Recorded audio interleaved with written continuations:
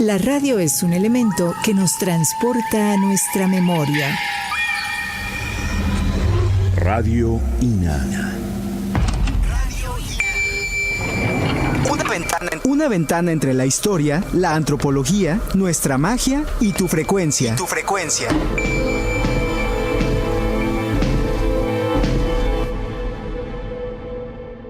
¿Qué tal, amigos? Muy buenos días. Esto es Radio INA.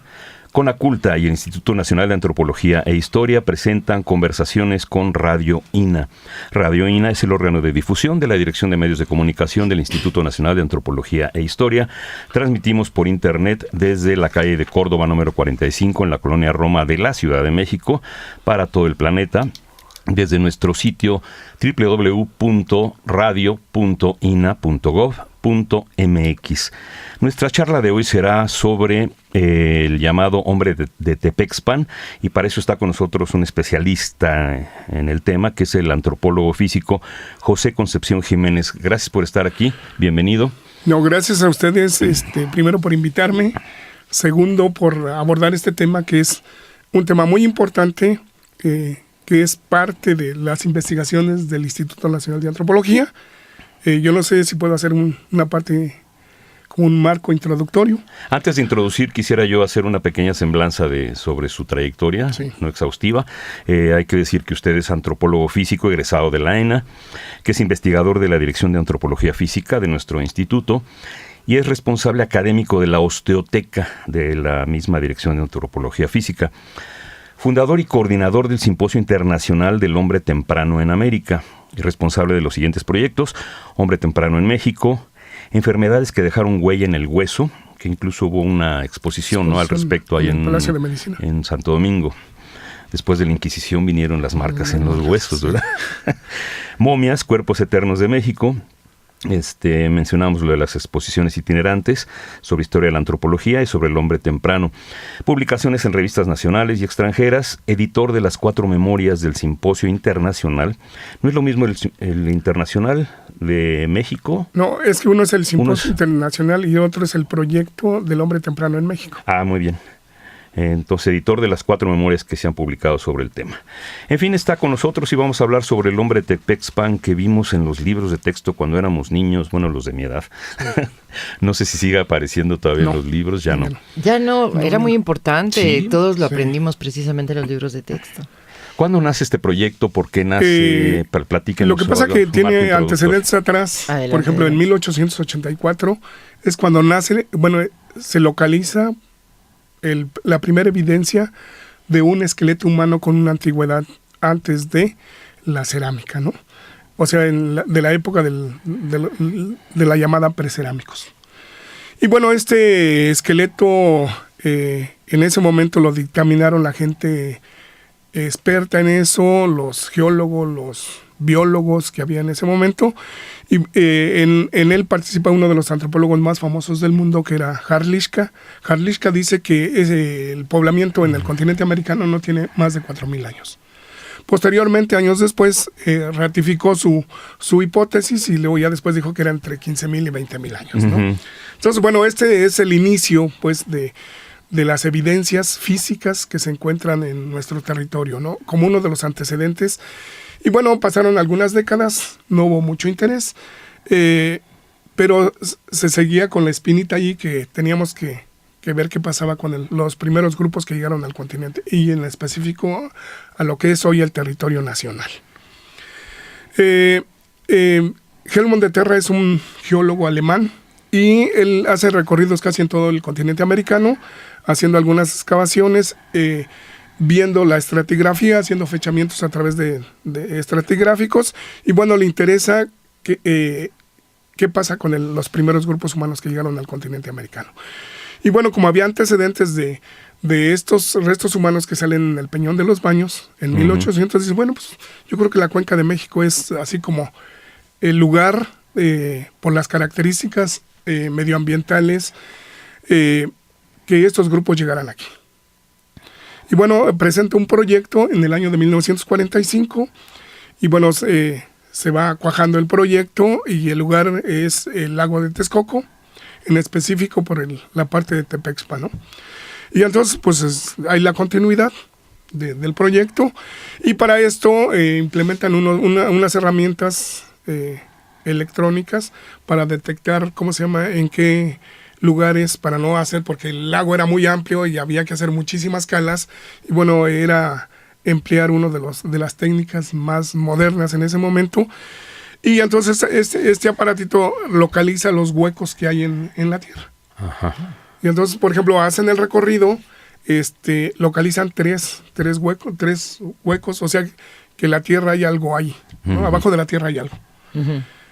Excavan la primera y encuentran una lentícula de arena, o sea, un montoncito de arena ahí. ¿Lentícula? Ajá. Sí, un montoncito de arena ahí que es diferente a las características de la tierra de ese lugar. Y bueno, pues dicen, bueno, pues es arena. Entonces hay que excavar el que sigue. Uh-huh. Y en el que sigue, bueno, afortunadamente encuentran al esqueleto del hombre de Tepexpan, ¿no? Y la tercera ya no le excavan, o sea, se emocionaron, porque bueno, encontrar un esqueleto con una antigüedad y en esto, o sea, es así como sacarse uno la lotería, ¿no? Así de importante era esto, ¿no? También había el antecedente de que ahí habían encontrado restos de mamut. Sí, habían encontrado otro de los antecedentes, restos de megafauna, con presencia de la intervención del hombre, hay algunas huellas ahí de cortes, algunas puntas de flecha. Y bueno, esto es lo que motiva a Terra, pues, llevar a cabo este proyecto. En ese punto, exactamente. En ese punto, sí. Y bueno, en la segunda excavación, bueno, cuando excavan este lugar, pues se encuentran al esqueleto de Tepexpan, y bueno, es toda una noticia, claro, en todos los medios del país y sobre todo en Estados Unidos, ¿no?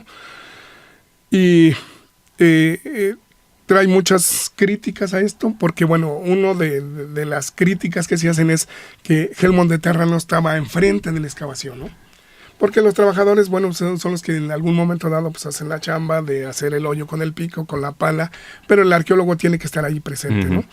Y entonces los cortes estratigráficos pues eran así como decía José Luis Lorenzo, esta no es una excavación, sino es una escarbación, ¿no? Entonces como que mordisqueada, ¿no? Sí. Ahora sí que, sí, si no con el cuidado riguroso. Riguroso como se debe de ser, y sobre todo para José Luis Lorenzo, que era en ese tiempo se empezaba a formar, bueno, pues sí, era muy cuidadoso, ¿no? Y bueno, fue uno de sus primeros críticos de este hallazgo. Y ¿Estaba bueno, completo el esqueleto? ¿En qué está casi medio completo, podemos decir un 80% del esqueleto se localizó.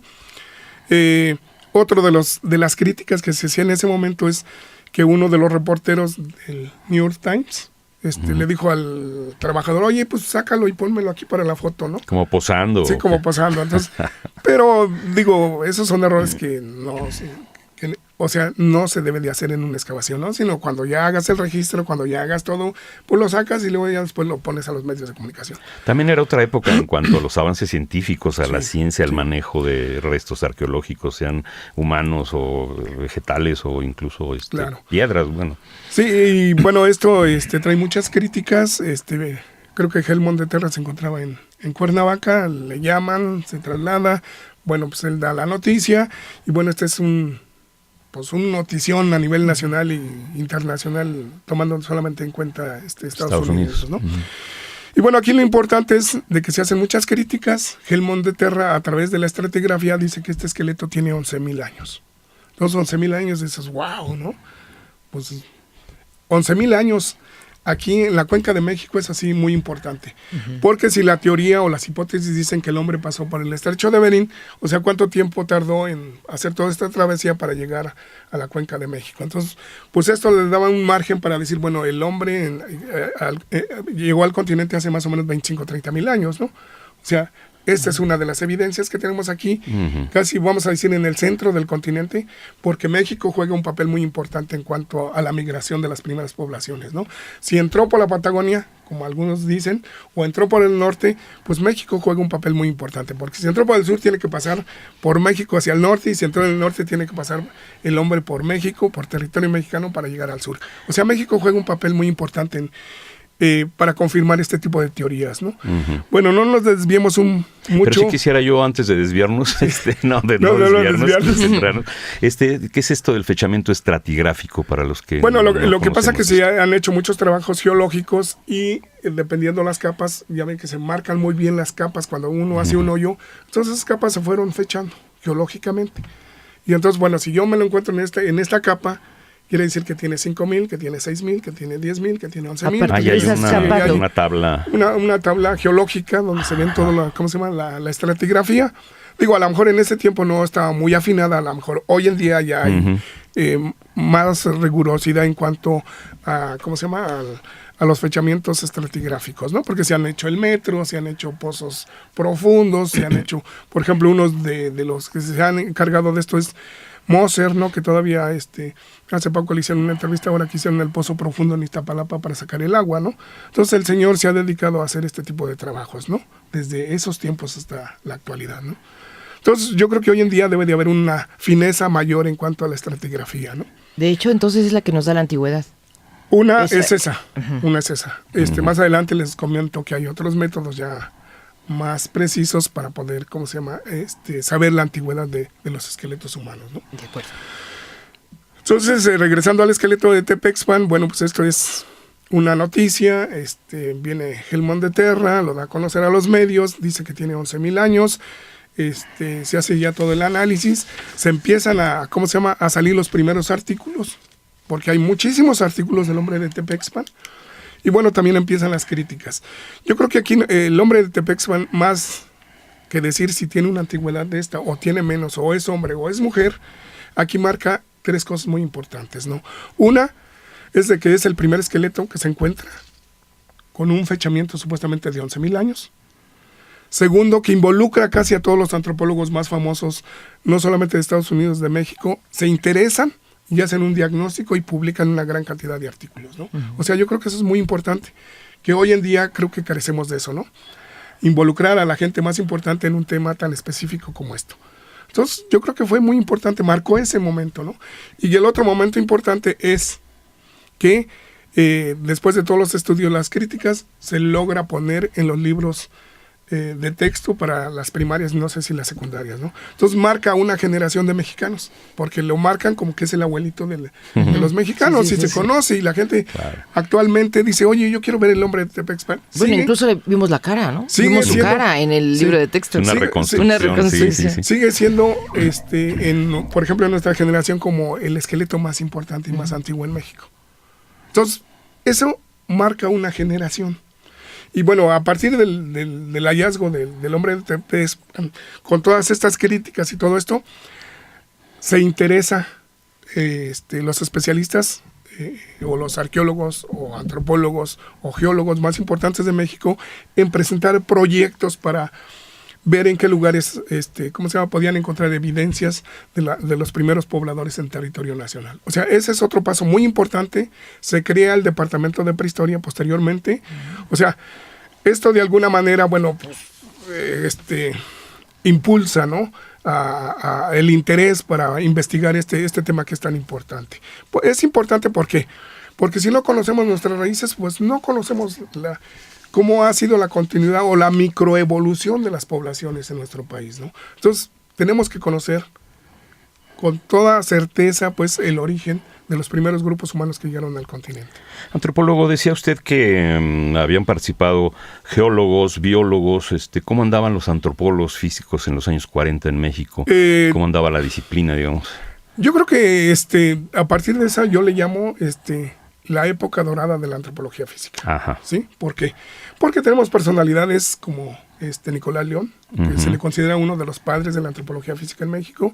Tenemos a Rubín de la Borbolla, que en un momento dado sobresalió, fue uno de los primeros jefes del Departamento de Antropología Física. Tenemos a Javier Romero, tenemos a Felipe Montemayor, tenemos a Santiago Genovés, tenemos a Juan Comas. O sea, hay un número muy importante de antropólogos, ¿no?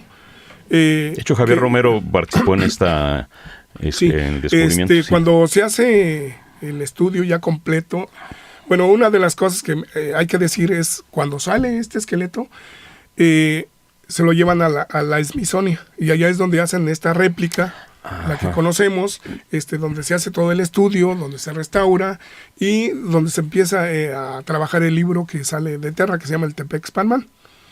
Entonces, por ejemplo, aquí participan antropólogos muy importantes y bueno, pues es el único libro que se hizo, ¿no? Como libro. Hay cientos de, ¿cómo se llama? De artículos, pero solamente se tiene un libro, ¿no? Donde está la parte, vamos a decir, arqueológica, geológica y la parte de antropología física. Y este trabajo lo hace Javier Romero. Se considera hasta la actualidad uno de los antropólogos más serios, ¿no? Mexicanos. Entonces, por eso, pues no era muy debatible las críticas hacia el esqueleto, porque, bueno, lo estaba diciendo una autoridad, ¿no? Claro, también la ciencia avanza y la manera de investigar y de fechar, como usted decía que nos iba a hablar más adelante, no solamente se fecha por estratigrafía, sino que hay otros métodos. Sí. A estos mismos restos del esqueleto de Tepexpan se les fecha con otros métodos, sí. Por ejemplo, que carbono 14, uranio. Sí, por ejemplo, este esqueleto, bueno, es tanto el impacto que hace en el medio antropológico, que bueno, si nosotros revisamos la literatura, tenemos fechamientos de 11,000, de 9,000, de 6,000, de 5,000, de 2,000. ¿De acuerdo a la técnica utilizada? Sí, pero bueno, se han cometido errores, hay que decirlo. Y bueno, cuando sale en el primer fechamiento de 2,000 años, pues lo quitan de la sala del poblamiento, ¿no? Porque se considera que es un esqueleto muy reciente, entonces ya no pertenece a los primeros grupos humanos que llegaron aquí, y bueno, ahí se queda, ¿no? Entonces se queda así como... No tiene lugar. Durmiendo, ¿no? Perdón.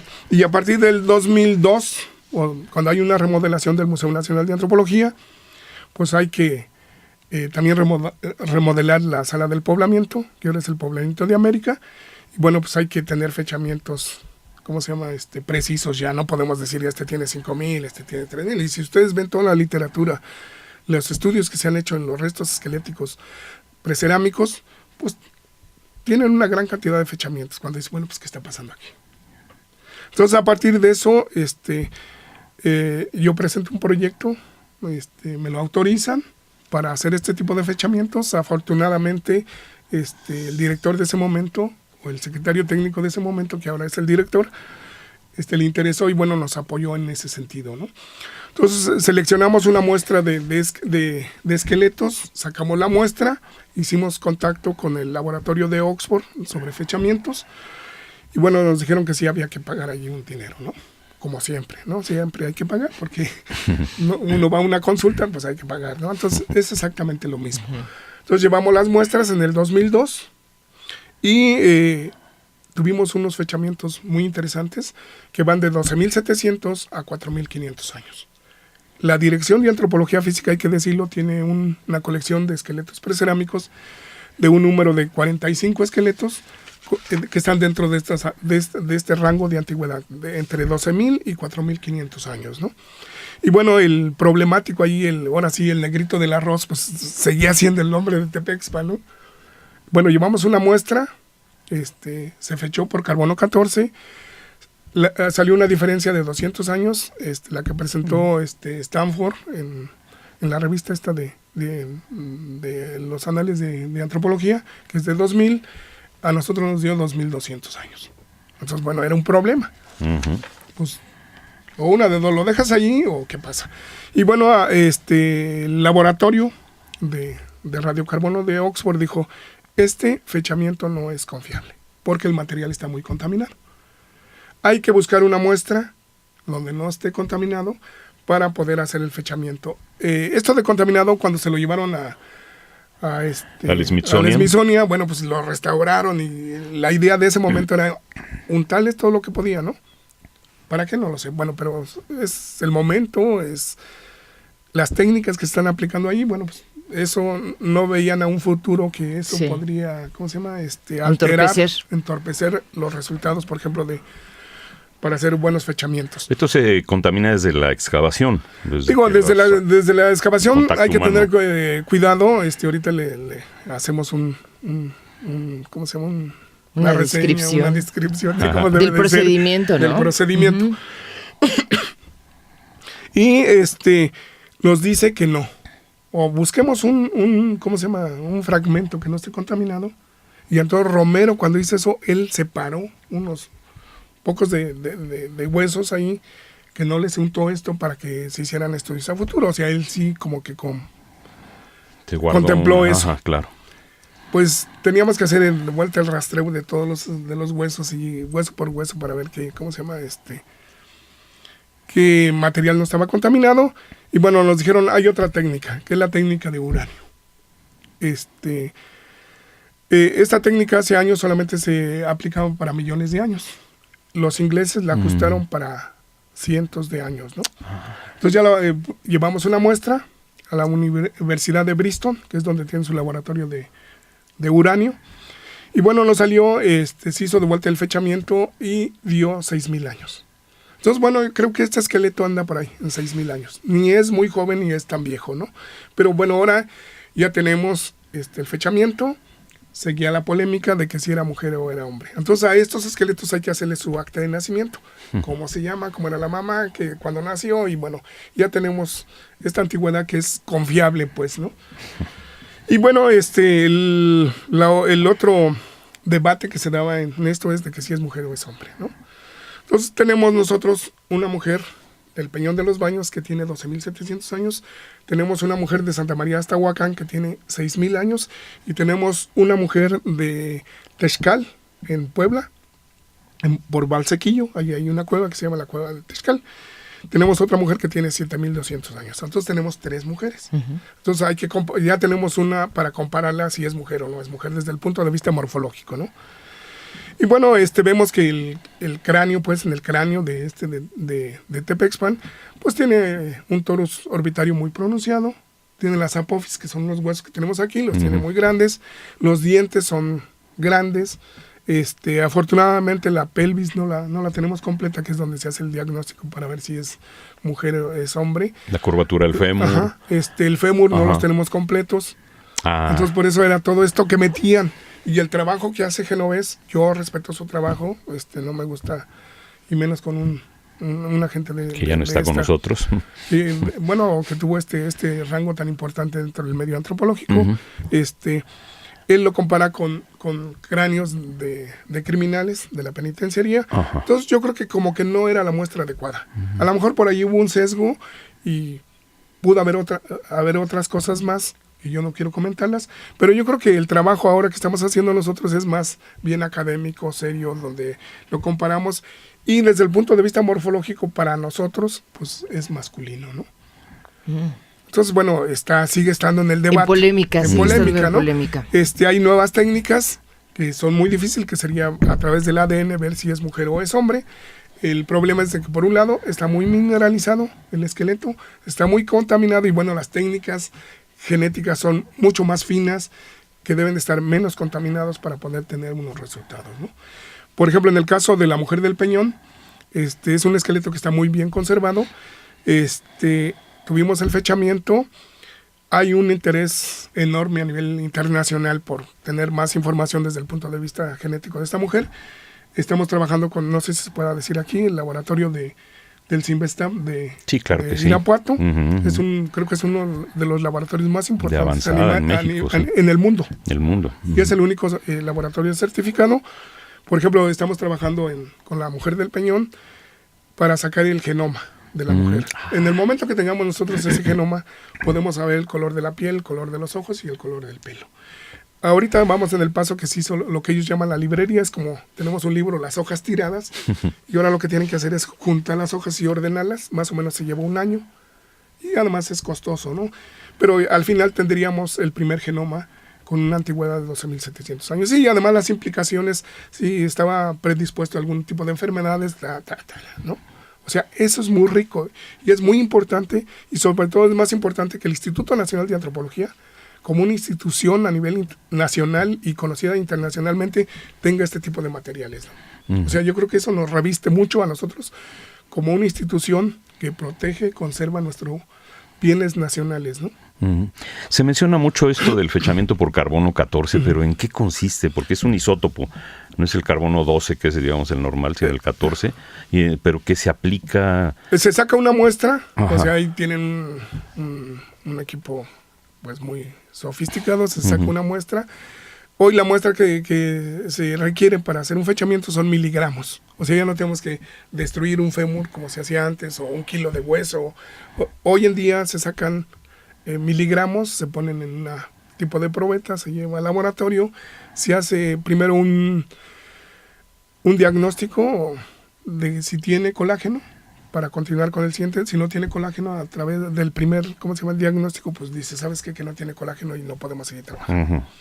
Entonces se hace el primer diagnóstico, si tiene colágeno se continúa, y ya se mete a un proceso ahí de equipo muy sofisticado, y bueno, se tarda, sale, y ya los resultados salen en la pantalla de una computadora, ¿no? Uh-huh. Entonces, y bueno, elegimos ese laboratorio de la Universidad de Oxford en Inglaterra, porque es uno de los más prestigiados en el mundo, y como, bueno, no teníamos tan sólido nuestros fechamientos, pues queríamos que nos diera un veredicto, un laboratorio de esta calidad, ¿no?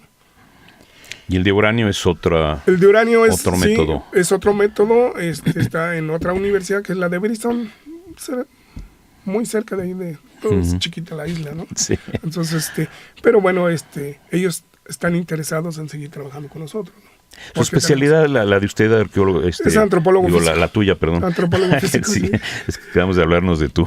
Ya me estás desconociendo. Sí. No, pero tú eres especialista en huesos. Sí, porque hay dos, es la gente que se dedica a trabajar en poblaciones vivas y en poblaciones pretéritas o huesos, ¿no? Y nosotros nos dicen los hueseros, así es que la osteoteca. Sí, la osteoteca. Ya. Bueno, es muy interesante entonces saber que estos restos llamados los hombres de Tepexpan, con toda esta polémica, y que ustedes apoyan que es hombre, bueno, sigue siendo motivo y razón de estudios, y ustedes están todavía intensamente llevándolos y trayéndolos, ¿no? Sí. Ese es un hecho que pocos conocemos. Recordemos que estamos en Radio INA y que estamos transmitiendo a través de internet, que estamos hablando del hombre de Tepexpan y que estamos platicando con el antropólogo físico José Concepción Jiménez López. Continuamos entonces. ¿Dónde está ahorita el hombre de Tepexpan entonces? Exactamente, porque entonces todo parece indicar que está en su laboratorio. Sí, lo que pasa que la Dirección de Antropología Física tiene un acervo osteológico de aproximadamente 25,000 esqueletos, y dentro de esos 25,000 esqueletos pues están esta colección de precerámicos, ¿no? Y están en el sótano del Museo Nacional de Antropología. O sea, siempre han estado allí, tenemos un lugar especial, están embalados especialmente, o sea, muy vigilados estos materiales. Hemos logrado pues darles esa protección, ¿no? Esos huesos siguen sufriendo, digamos, deterioro. Usted hablaba de contaminación. Entonces, ahora, ¿cómo se preservan o cómo es el...? Bueno, hay contaminación desde que uno se muere, lo meten al hoyo, como dicen, ahí hay contaminaciones. Y cuando se hace la excavación, pues también se contaminan, salen a la superficie y se contaminan. O sea, todos estos hay que tener, pues claro, ¿no? Que esos riesgos que se tienen, que tenemos. Pero hay que buscar la manera de contaminarlos menos, ¿no? Hoy en día, bueno, ya se tienen otros criterios. Ya no son los de hace 50 años o 40 años. Creo que hoy ya ha avanzado mucho la técnica para cuidar esto, ¿no? Nosotros tenemos una colección de cuerpos momificados, tenemos un lugar especial, y nos decían los trabajadores, no, es que las momias nos contaminan, y que no. Le digo, es que la momia, en el momento que se momificó todo. Y sí tiene esporas, y en el momento que a lo mejor nos las respiremos, pues puede encontrar su lugar específico y desarrollarse. Digo, pero donde están estas es como un quirófano. Uh-huh. Tenemos que ir cubiertos porque si no contaminamos al cuerpo. Digo, ¿qué es lo que hace un médico cuando va a operar? Se cubre, pero no se cubre, bueno, se cubre para que no se contamine por algo, o si brota sangre o eso, pero también para no contaminar al paciente. Al revés. Exactamente es lo que estamos haciendo nosotros, ¿no? O sea, tenemos que tener ese cuidado, nos ponemos guantes, nos ponemos una bata, nos cuidamos el pelo, nos cuidamos todo eso para no contaminar más estos materiales, ¿no? Temperatura, humedad. Temperatura, tenemos control de temperatura, tenemos control de humedad, ¿sí? Uh-huh. De luz. También tiene problemas si se asolea mucho un hueso, digamos. Sí. Ahí está también la mujer del Peñón de los Baños. Esa forma parte de la colección, sí. De estos 45 más o menos. Esqueletos. Pues es muy interesante. Estamos también recordando el hallazgo de estos restos llamados al hombre de Tepexpan, que sucedieron hace 66 años y, como usted dice, cambiaron un poco la historia cambiaron la forma de estudiar los huesos y le dieron un giro a todo. Han cambiado la historia porque a partir de estos fechamientos, o sea, fueron muy importantes porque fueron 7 fechamientos los que obtuvimos en el 2002, del de 12.700 y el más joven de 4.500 años. Dijimos, ¿qué vamos a hacer? Y están los de 10.500, los de 7.000, los de... A ver, con esto de los números me hago bolas. ¿Cuándo se habla ya de prehistoria? ¿A partir de cuántos años de prehistoria es antes de... O sea, desde que llega el hombre al continente americano hasta que nace la cerámica, ¿no? ¿Cuántos años estamos hablando?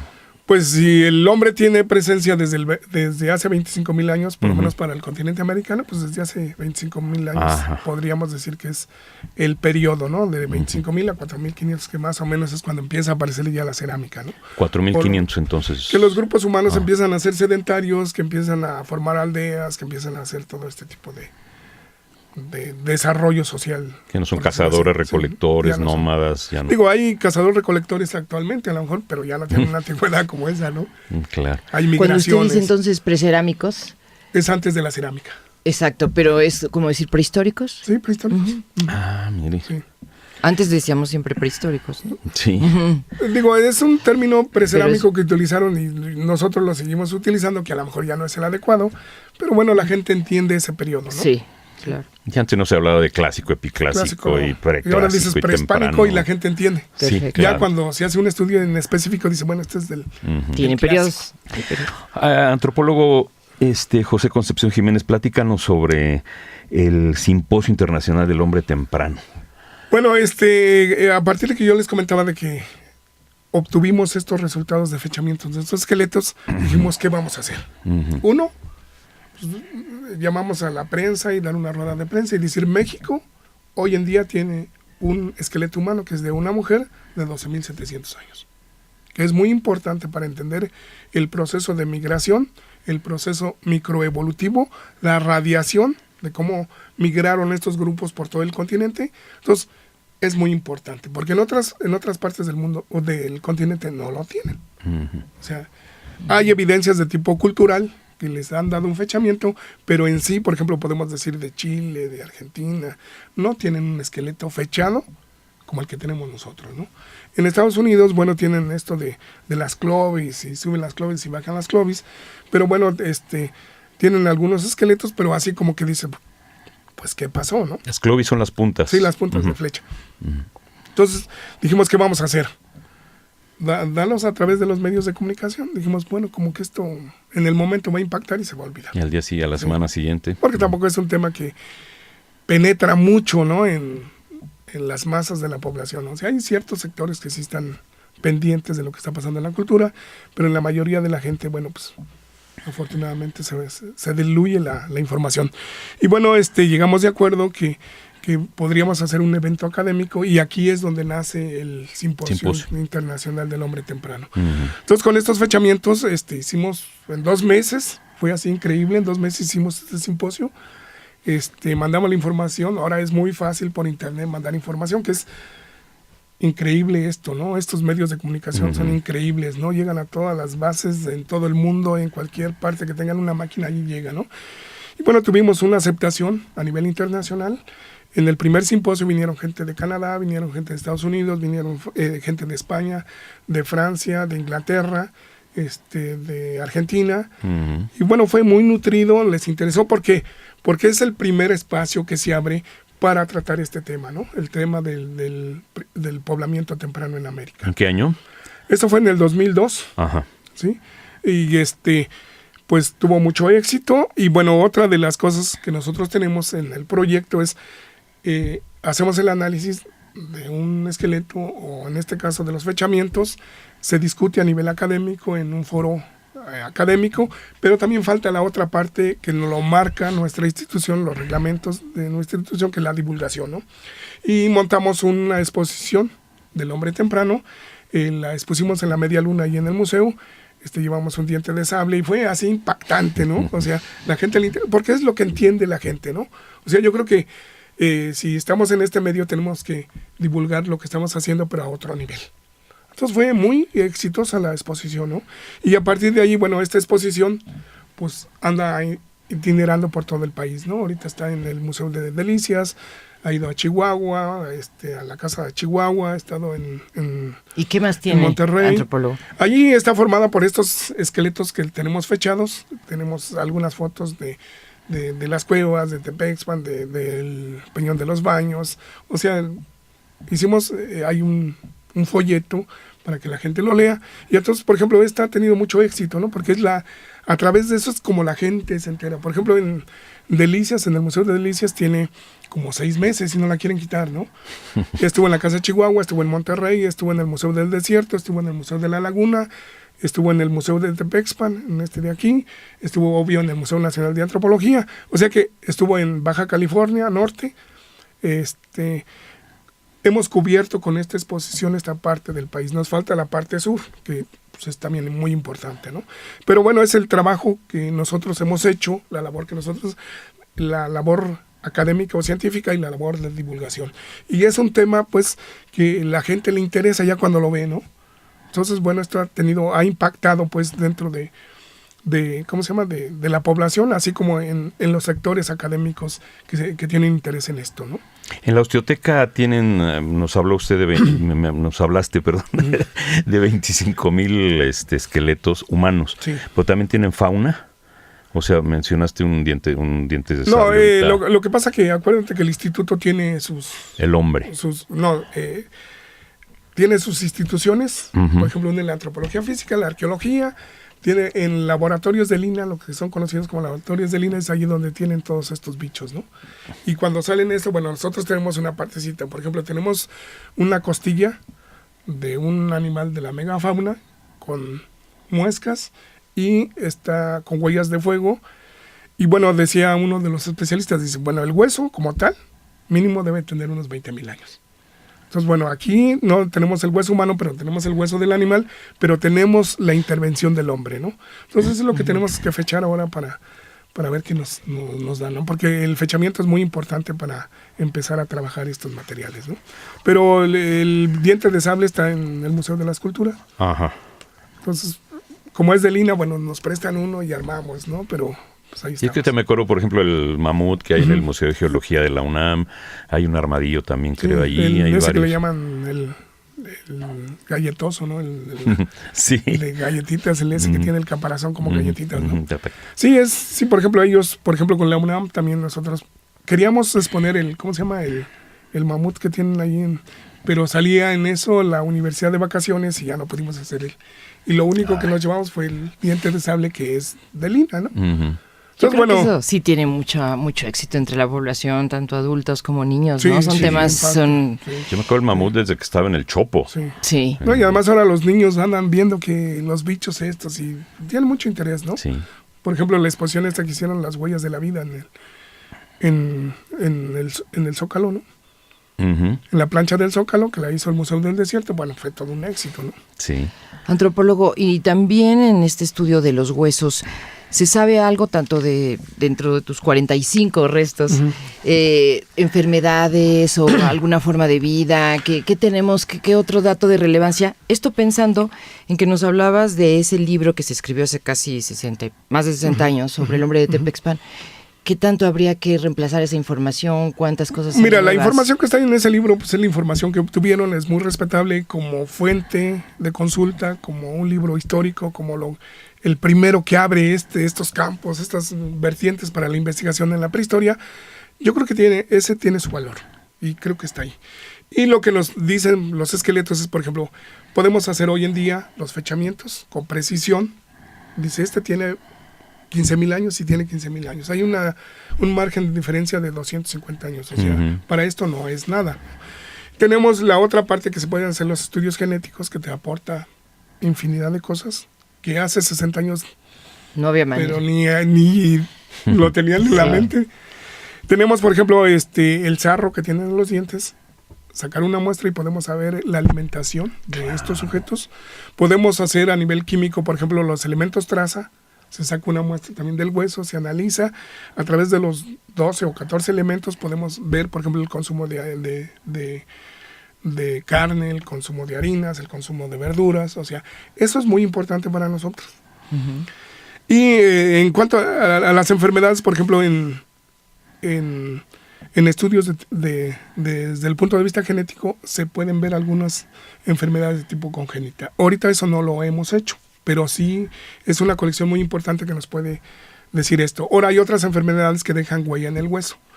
Aquí las únicas enfermedades que nosotros podemos ver en estos, ya revisándolos detenidamente, son algunas caries que tienen ahí, algunos traumatismos, pero es lo único que vemos. De alguna manera es una colección de esqueletos sana. Uh-huh. Y bueno, esto es muy importante en la colección que nosotros tenemos de 25,000 esqueletos. ¿Por qué? Porque tenemos estos precerámicos, tenemos de la época prehispánica, tenemos de la época de la colonia y tenemos modernos. Podemos hacer un historial desde el punto de vista de la salud de estos. Claro. ¿Sí? Y bueno, nos dice, yo te lo puedo decir a nivel general, los de la época precerámica están casi, no hay huella de enfermedad, así que la veamos. ¿Y de edades? ¿Qué edades pudieron tener en su momento? Y tenemos los de la época prehispánica, que ya tenemos algunas enfermedades. ¿Sí? Tenemos, por ejemplo, algunos treponemas, tenemos algunas caries, tenemos algunas tuberculosis, tenemos algunas otras cosas. Y en la época colonial tenemos un pool ahí de enfermedades. O sea, increíble, ¿no? Pero cómo a través de esto puede decir cómo se llama. Perdón. Y bueno, en la época colonial, bueno, tenemos documentos, ¿no? Tenemos todos los archivos de las iglesias, tenemos todo esto. Entonces, esto de alguna que se dio la enfermedad del sarampión, de la viruela, de no sé qué, que todo esto. Y de unas dejan huellas y las tenemos ahí. Y tenemos de la época moderna. Entonces, en la época moderna, ¿qué vemos ya? Vemos problemas con SIDA. Ajá. Vemos problemas de obesidad. Vemos problemas, por ejemplo, de la diabetes, de descalcificación. En el hueso se ve todo eso. En el hueso. Entonces, por ejemplo, ¿cómo podemos hacer un historial desde el punto de vista de la salud? Entonces, por eso son muy importantes tener estos acervos osteológicos, ¿no? Y bueno, a través de esto, bueno, son los primeros, ¿cómo se llama? Evidencias que tenemos, y de aquí, bueno, se puede construir lo que quieras, ¿no? Tenemos algunas enfermedades tipo congénito. Por ejemplo, tenemos un cráneo que es único, que es el oxicéfalo, que es en forma de punta. Solamente se siguen dando estos problemas en la población, pero solamente sobrevive 5 o 6 años y se muere el chamaco, ¿no? En Alemania creo que había otro que tenía como 12 años. Nosotros tenemos que tiene 22 años, ¿no? Uh-huh. Sí. Estamos recibiendo un mensaje. Bueno, estaba yo. También se había especulado sobre la edad del hombre de Tepexpan. Sí, se había dicho más o menos qué edad podría haber tenido. Por ejemplo, cuando Romero le hace, ¿cómo se llama? Le determina la edad entre 60 y tantos años. Se hace un nuevo chequeo y más o menos antes entre 35 a 40 años, ¿no? Era más joven. Más joven, sí, más. Yo creo que la impresión, uno, es cuando tú ya tienes, ¿cómo se llama? Entrenado el ojo y dices, pues ya lo ves, y dices, pues aquí hay unas negritas, ¿no? Claro. Pero cuando no lo tienes, como que no ves en la hoja, no distingues, ¿cómo se llama? El tipo de letra o eso, ¿no? Y bueno, a lo mejor como era el primero, pues se cometieron algunos errores, hay que reconocerlos, y porque estaba mineralizado, porque otro de los parámetros son los dientes, están desgastados, tienen un desgaste impresionante. Se les ve, por ejemplo, la pulpa del diente, se petrificó la pulpa, y entonces, pues algunos diagnósticos de ellos a lo mejor los condujeron a hacer este tipo de aseveraciones en cuanto a la edad, ¿no? Pero la mayoría de las poblaciones de estos grupos están entre los 35 a 45 años. O sea, son las edades más o menos que inclusive predominaron hasta en la época prehispánica, ¿no? O sea, no encontramos, sí hay, yo no digo que no, pero no encontramos grupos así numerosos que tengan 60 años, ¿no? Sí hay como individuos muy, muy particulares, pero si vemos la media de la población es más o menos esa, ¿no? Y bueno, la otra es la estatura. Yo creo que en la estatura es también un indicador, que puede ser alimentario, que puede ser genético, no lo sé. Pero, por ejemplo, en los precerámicos tenemos estaturas, por ejemplo, de 1,72, 1,75, por ejemplo, en los masculinos. En las mujeres, 1,54. Allí hay una cosa así muy interesante, porque si tomamos como referencia es que es una muestra también pequeña, hay que decirlo. En la época prehispánica tenemos el promedio de la estatura es menor a esta, En el caso de las mujeres sigue conservando ese tipo de estatura. Y si vemos hoy en día, tienen la misma estatura. O sea, nosotros podemos irnos a los que viajamos en el metro, vemos en los vagones, salen todas las mujeres y todas son iguales, ¿no? Hay una que otra, pero esa no es representativa. Ajá. Pero tienen unos 50, unos 52, no tienen más.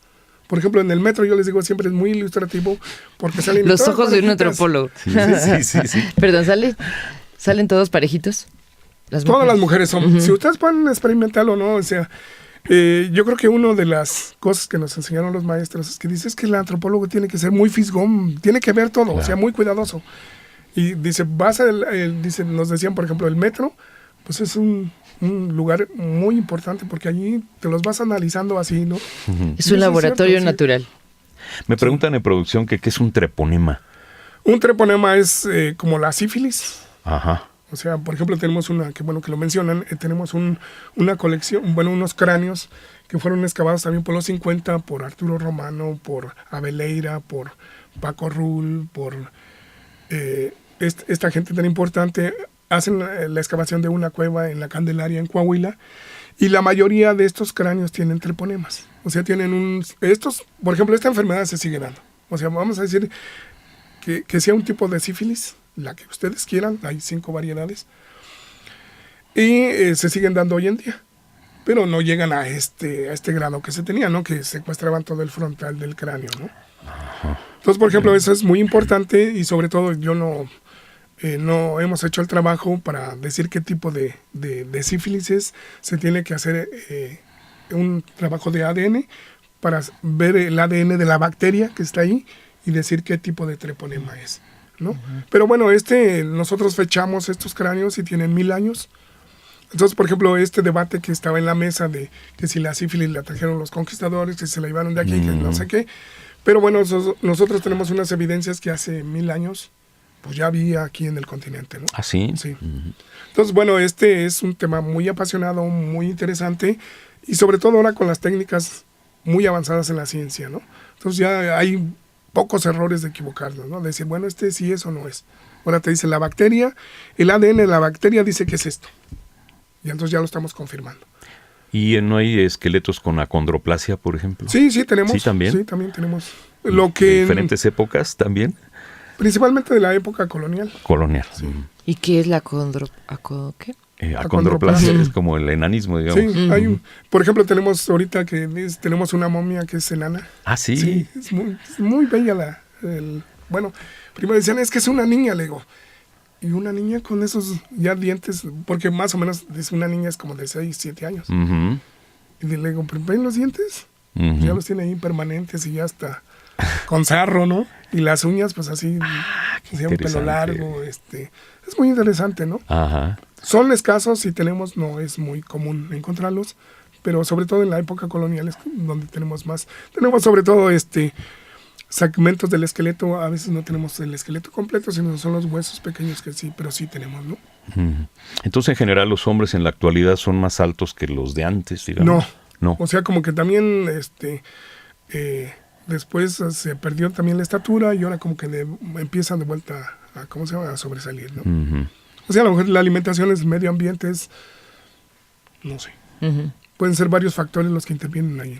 ¿Cuántos simposios sobre el hombre temprano ha habido más después del primero de 2002? Llevamos 6. 6. Sí, los primeros fueron en el Museo Nacional, primero y el segundo. El tercero fue en el Museo del Desierto, en Coahuila. Queríamos ver qué tanto éxito tenía si lo sacábamos del museo, porque, bueno, hacer un evento en el Museo Nacional de Antropología, pues ya casi tienes asegurado el público, ¿no? Sí. Digo, por lo menos el público lo tienes asegurado porque pues es una ventana no solamente internacional, sino nacional. El museo es muy bello, el museo es muy importante, te impacta si no lo conoces, ¿no? Y sobre todo el Auditorio Torres Bodet, ¿no? Entonces hicimos uno allá en el Museo del Desierto, que no sé si lo conozcan, es un museo bellísimo. Yo tampoco. O sea, les recomiendo que lo conozcan, es la inversa, o sea, el Museo Nacional de Antropología es plano, allá entras y sales por la parte de abajo, es como espiral, es muy interesante, bueno, muy didáctico. ¿En qué ciudad está exactamente? En Saltillo. En Saltillo, Coahuila. Muy bien. Y regresamos de vuelta del museo, el simposio al museo, y dijimos, bueno, ahora hay que darle el toque internacional. para internacional, no solamente que venga la gente, sino tenemos que sacarlo fuera del país, ¿no? Y hace 2 años fue en La Plata, en Argentina. Fue muy interesante. Una de las cosas que se han dado en estos simposios es que se han vertido una cantidad de información, sobre todo de fechamientos. Hace 2 años fue en La Plata, fue muchísima gente, fueron en lo mismo, ¿no? De Alemania, o sea, a nivel internacional. Hay muchos investigadores que están metidos en este tema del poblamiento temprano en América. Y el año pasado fue en Pereira, en Colombia. Y bueno, pues ahí también lo mismo, ¿no? Fue un río de información que a partir de eso la propuesta es que tenemos que hacer nuevas teorías, nuevas hipótesis acerca del poblamiento, porque bueno, ellos están reportando fechamientos de 22,000 años ahora, ¿no? Bueno, ahora, la teoría y las hipótesis, ¿entraron por allá o entraron por dónde? ¿O lo trajeron? ¿Cómo llegaron? ¿Y cómo va esa polémica? Digo, apenas el año pasado se llevó, ahora el próximo, que será el año que entra, es cada 2 años, va a ser aquí en el Museo de Antropología. Es un espacio muy importante, es un momento muy importante porque cumple 50 años el museo, ¿no? Entonces, bueno, ya se traerán propuestas de la gente que está trabajando a nivel teórico y a nivel hipotético, ¿no? ¿Quién es el país que tiene restos de más de 22,000 millones? No tanto como 22,000 años, pero a nivel de cosas culturales, como puntas de flecha, como como la estratigrafía donde se encontraron. O sea, eso es lo que se vertió en este simposio, ¿no? Como fechamientos más recientes. Lo que nos preguntamos siempre es, ¿dónde están los esqueletos humanos? O sea, porque los andamos buscando y no están, se esconden, pues no es tan fácil. México es afortunado y sobre todo todos son casi la mayoría de la Cuenca de México. Nos falta, pues, por eso tenemos el proyecto del Hombre Temprano. Estamos trabajando a nivel nacional, pues con el afán de marcar las rutas de migración, ¿no? Entonces, eso también es importante ya para concluir. Estamos muy cerca ya del final, ¿verdad? Nos quedan 8 minutos. ¿Están ustedes buscando en la Cuenca de México más esqueletos? En la Cuenca de México y a nivel nacional. Por ejemplo, uno de los hallazgos que hicimos hace 4 años fue unas huellas petrificadas en un pueblo que se llama Aguatos, en la Sierra Tarahumara, en Chihuahua. Y bueno, pues allí tenemos una huella petrificada. Tenemos estos huesos trabajados de la megafauna. Y bueno, y lo interesante, hay que decirlo, hoy en día hay muchos investigadores mexicanos que están trabajando a nivel nacional. Tenemos ahora en Sonora, tenemos en Chihuahua, tenemos en Hidalgo, tenemos en la parte sur, en Oaxaca, instituciones como el Instituto de Investigaciones Antropológicas de la UNAM, como los de Geología, como Ciencias, o sea, ya hay mucha gente trabajando nuevamente, ¿no? Y bueno, tenemos la posibilidad de tener más información, ¿no? Claro. Entonces, bueno, esto ha sido motivado o la invitación que hizo el Simposio Internacional, ¿no? Y bueno, hoy está trabajando muchísima gente. Entonces, para nosotros, para el proyecto, para el INA, pues es muy importante porque, bueno, es donde salió toda esta inquietud de volver a revivir estas líneas de investigación en el poblamiento temprano en el continente americano, ¿no? Y hay que decir que tú eres el fundador del simposio. En eso, uno de los fundadores. Uno de los fundadores. Sí, y lo interesante, que por ejemplo, no sabíamos qué estaba pasando en Colombia, no sabía qué estaba pasando en Guatemala, no sabía que en Panamá. Hoy en día ya esta red, tenemos una red donde ya tenemos la información que es lo que está pasando. Y a través del simposio, bueno, es el espacio donde se debaten todo este tipo de teorías o este tipo de nuevos hallazgos, de fechamientos, de propuestas, de objetivos, de hipótesis nuevas, ¿no? O sea, esto ha enriquecido estas líneas de investigación a nivel continente. Yo en prensa con frecuencia veo que en Perú siempre se están encontrando cosas muy bien conservadas, momias. Sí, por ejemplo, en Perú tienen momias de 6,000 años. Vino un investigador, no sé si en el primero o el segundo, hay un artículo sobre él, momias con una antigüedad de 6,000, 7,000 años, ¿no? Aquí no tenemos momias, qué bueno que tuviéramos momias con esa antigüedad, tenemos momias de la época prehispánica, sí, pero ahí está, ¿no? ¿Y se han publicado algunos de los resultados de estos simposios? Sí, tenemos, cada simposio de estos tiene una memoria, se publica, entonces ahí Para los pueden interesados. conocer los interesados. Están las memorias del simposio. Algunas ya se agotaron, hay que volver a hacer porque se hacen tirajes muy pequeños porque bueno, la comunidad no es tan especialista, claro. ¿no? Pero sí, se hacen esas, ¿cómo se llama? Los resultados de producto de ese simposio se ponen en unas memorias. Entonces, en estos encuentros, en estos simposios, ¿se puede apreciar cómo va la antropología en México en comparación al resto del planeta? Sí, yo creo que sí. Yo creo que por lo menos en esta línea de investigación nosotros creo que tenemos un buen nivel. Ajá. Tenemos primero una colección que nadie las tiene, tenemos estos fechamientos, abrimos este espacio académico para todo el mundo. Yo creo que ese es un avance.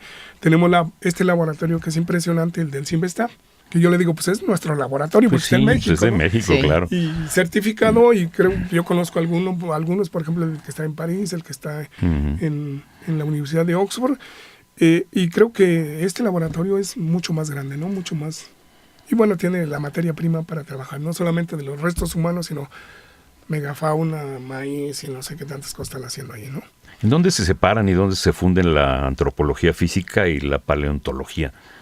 Pues yo creo que más bien no se fundan, sino se alimenta una de la otra, Ya. ¿no? Sí, o sea, la información que obtiene esa alimenta a la otra alimenta a esta, y yo creo que más bien el trabajar en un equipo interdisciplinario es lo importante, ¿no?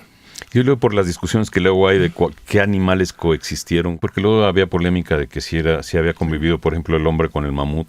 Y sí. Bueno, aquí sí, yo creo que sí. Porque en el imaginario siempre está, siempre está esa escena. Sí, porque hemos más o menos, hay fechamientos de mamuts que tienen 10,000 años, más o menos desaparecieron de aquí hace 10,000 años.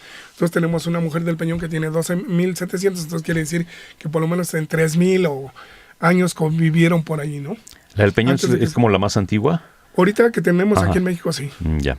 Sí. Pues entonces, un poco en la conclusión, agradecemos al hombre de Tepexpan todo lo que nos ha aportado, pero no hay que olvidar que hay una mujer más antigua en un momento dado en el caso de la antigüedad sí, pero yo creo que la importancia, y vuelvo a repetir, del hombre de Tepexpan es esto, que es el generador de todos estos trabajos que se están haciendo. Yo creo que es el mérito más importante, más que decir si es mujer o si es hombre, o que si tenía la edad o no la tenía. Sí. Pues ahí tenemos el esqueleto primero. Segundo, que ha generado todas estas líneas de investigación a partir del hallazgo de esto, ¿no? Y vuelvo a repetir, marcó una generación de mexicanos donde lo conocíamos a través de los libros de texto, que yo creo que hoy sería muy importante que el instituto hiciera una solicitud a la Secretaría de Educación Pública para que la mujer del Peñón saliera en los libros de texto.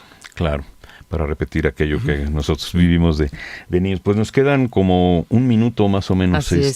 ¿Con qué nos despedimos, José Concepción Jiménez Pues López? Yo creo que primero darle las gracias a ustedes. Y qué bueno que el instituto tiene este espacio, que nos pueden escuchar no solamente a nivel nacional, sino internacional a través del internet.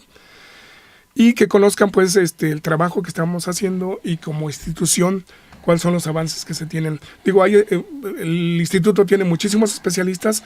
En este caso, bueno, me tocó a mí hablar del hombre de Tepexpan, a la otra a lo mejor le tocará hablar de una zona arqueológica que es tan importante porque hay una secuencia en cuanto al aspecto cultural, que es también es una de las cosas más importantes. Y bueno, yo creo que las siguientes investigaciones sería que estuvieran dirigidas qué es lo que está pasando con la humanidad. Antes decíamos que la humanidad era para convivir, ahora creo que hay una deshumanización, y yo creo que los estudios de la antropología como tal deben de estar dirigidos por ahí. Pues muchas gracias. Muchísimas gracias. Participamos en esta entrevista en la coordinación Pedro Francisco Sánchez Nava, Luis Alberto López Guario, Gabriela Marentes Garza, en la producción Evanibaldo Morales, en la consola de controles electroacústicos analógicos y digitales, Pro Tools, Ulises Gama, con Lauro Gaspar, y en los micrófonos Rita Abreu y un servidor, Juan Stack. Gracias, pues muchísimas José gracias Concepción Jiménez, por tu charla. Gracias. Hasta pronto. El Instituto Nacional de Antropología e Historia llevó hasta ti las voces, el debate, la experiencia. Jueves de charla en Radio INA. Jueves de charla en Radio INA. Te esperamos la próxima semana para charlar con otro de los personajes que le dan vida a la institución. Jueves de charla en Radio INA. Conaculta. Instituto Nacional de Antropología e Historia. Las opiniones y comentarios aquí expresados son de entera responsabilidad de quienes proporcionan la información y no representan necesariamente las opiniones de Radio INA ni comprometen el pensamiento editorial del Instituto Nacional de Antropología e Historia.